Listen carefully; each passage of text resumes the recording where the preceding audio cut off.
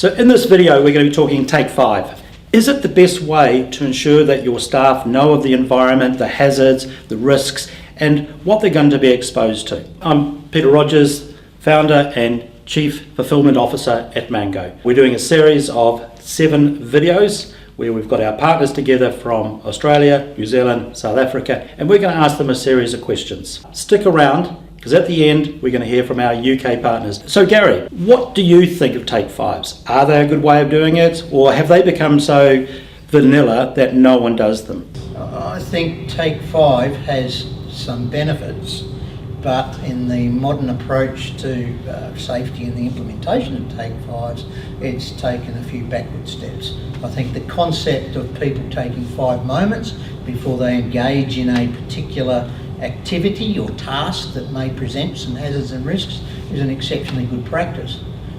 What doesn't work is having a pre-formatted form that invariably most of them will be examining areas that are totally irrelevant to the task they're carrying out, and then having that backed up by a quota system that the HSE manager and the donger on the mine site collects, saying, oh, we've got our quotas of our Take-5's then, so we must be doing it correctly. That just plain doesn't work, and you've only got to talk to the people that are inflicted with having to complete those Take-5's on that basis to actually have that supported. What works is the Take-5 where they're taking the 5 moments to think about things, and that is supported by genuine supervision, instruction and training by their supervisors and the people around them. And that's a lot more difficult to do than completing a little simple form that really ends up nowhere. Ticking flick exercise. Yeah. Well, it seems to be the fate of lots of forms. It's that they start off working pretty good, a concept works okay, and then they just degrade because they become a routine tick and flick task and no one's actually putting the effort to build it back up to where it should be. Personally, I think sometimes too their purpose takes a slight change. They're designed as an operational tool, shop floor tool to help identify the hazards and have a chat, and then they transform into safety manager's tool to demonstrate compliance or meet a target. They're on someone's KPI. Purpose. Yeah, and that's where it goes wrong. Yeah, and there's very little time spent on, like Gary was saying, a good supervisor. Oh, we're on this site, righto guys, tell me, what do you think the risks are to this site? Not, oh, hang on, stage 2, right, no, that's okay, we all got that, it's not relevant. Yeah, no. Yeah, I guess when you audit the content of completed Take-5's, the content of it is usually very poor, and it's really just been filled out for the sake of filling it out. I think one of the problems there is that they're not trained how to use them. Oh, that's another thing as well. It's just a document. It was a supervision instruction and training bit again. Well, it's very embarrassing when they've done a Take-5 and then some guy walks with a steel pipe into a power line that's straight over the site.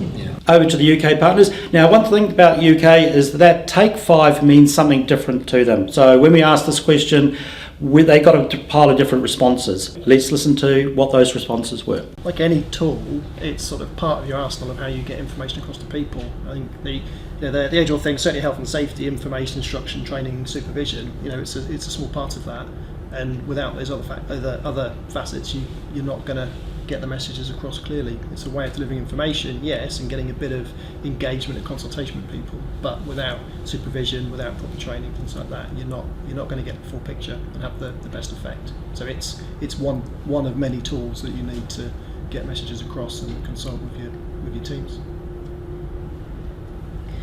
When I saw this question, the first thing I had to do was actually look up what are Take-5's, because it wasn't a terminology that I was actually familiar with.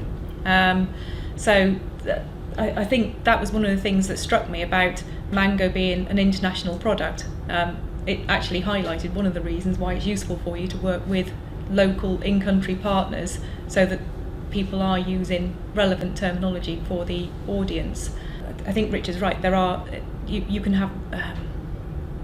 have lots of different tools. What is important is that the company understands what those tools are and how to use them. For me, a Take-5 or an interaction or whatever it may be, it's what you said, it's just a form of communication. That's simply all it is. It just has a name attached to it. It takes 5 minutes to do this bit of communication on this particular topic. So it doesn't it's just a name that's been given to something. It's just effectively a form of communication. So I think the important thing is actually it's what it is that's happening that's more important than actually have we done the take 5 or have we done the interactions. If it becomes a KPI, we must do this many take 5s and we must do this many interactions, it's just a numbers game. For me, it's much more about the people on the receiving side. Are they feeling the love? Yeah. What's the Are value, they what's the value getting? it's giving? Are they Yeah. getting the communication? Are they seeing the managers, not just the QHSE manager down there doing it, but actually multiple managers? And I think another thing about take 5s and interactions is people always think it's always got to be about safety. It doesn't. It's just a method of communication. So why not talk about quality? Why not talk about ineffective use of time or resources or equipment and things like that? So when I speak to clients about whatever terminology they use, I see a lot more of them calling it interactions rather than take 5s. I kind of say to them, well, open it up a little bit more. It's not just about safety. So if you enjoyed this video, look at these ones. These are our previous videos and you might get some more value out of them. Thank you.